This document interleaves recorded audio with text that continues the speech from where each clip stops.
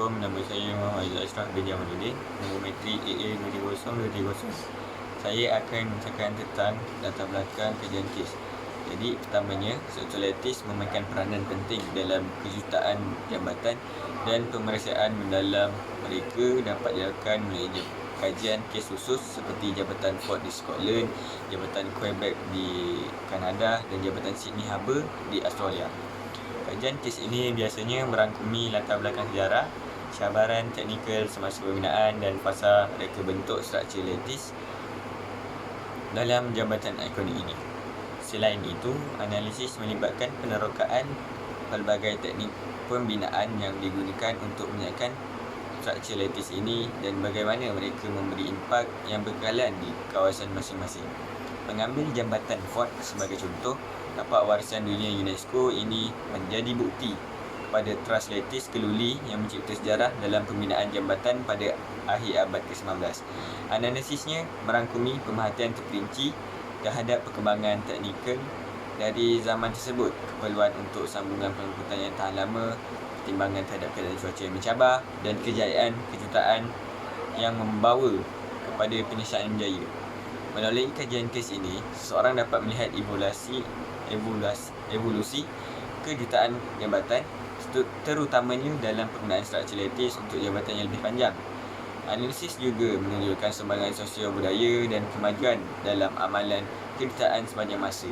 Pada keseluruhannya, kajian kes ini menawarkan wawasan dan panduan yang berharga untuk projek infrastruktur global masa depan. Dengan mempamerkan teknik inovatif, mereka memberi inspirasi terhadap potensi impak positif terhadap masyarakat seiring dengan sumbangan transformatif yang dibuat oleh jambatan struktur lattice ikonik sepanjang sejarah. Sekian, terima kasih. Assalamualaikum dan salam sejahtera. Saya Muhammad Zarul Amri bin Muhammad Khairul, nombor matrik AA230899, akan menerangkan berkenaan basic teori. Dalam kejuruteraan jambatan, struktur kekisi digunakan kerana ia bergantung pada corak geometri yang tinggi yang kuat, terutamanya segitiga, untuk menjadikan jambatan itu lebih kukuh. Segitiga adalah bentuk yang stabil dan ia menganggihkan daya dengan cekap, membolehkan jambatan mengendalikan tegangan dan mampatan dengan baik. Kestabilan segitiga membantu mewujudkan rangkaian yang boleh mengendalikan pelbagai jenis tekanan. Apabila daya bertindak pada jambatan ke kuda, ia bergerak melalui rasuk dan struktur menahan beban, terutamanya melalui daya paksi, mengurangkan keperluan untuk membanyak bahan sambil mengekalkan jambatan itu kuat.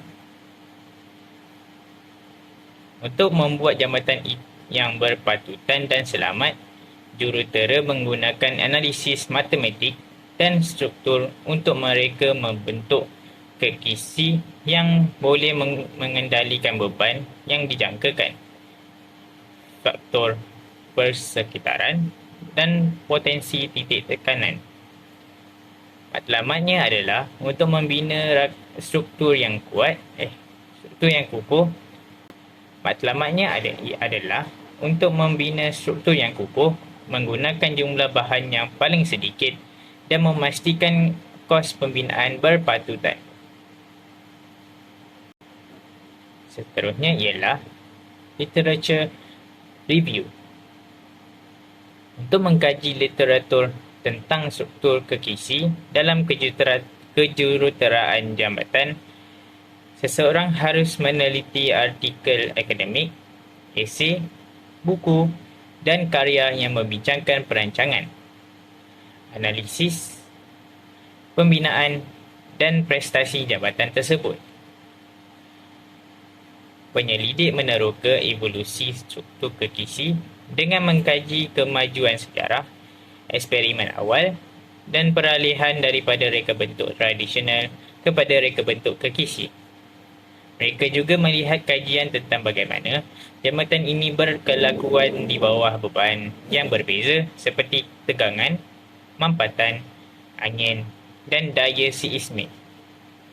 Kajian literatur termasuk menyiasat penggunaan bahan termaju seperti keluli berkekuatan tinggi atau komposit dalam membina jambatan kekisi. Kajian kes dari seluruh dunia diperiksa untuk memahami kaedah pembinaan, pendekatan reka bentuk dan prestasi jangka panjang. Selain itu, penyelidik menilai teknik pemodelan pengiraan, analisis unsur terhingga dan kaedah simulasi yang digunakan untuk meramalkan tingkah laku, jambatan kekisi dan kekuatan struktur. Kajian menyeluruh ini membantu mengenal pasti jurang pengetahuan, menyelahkan bidang untuk penyelidikan atau penambahbaikan lanjut dan menyumbang kepada kemajuan dalam kejuruteraan jambatan dan pembangunan infrastruktur.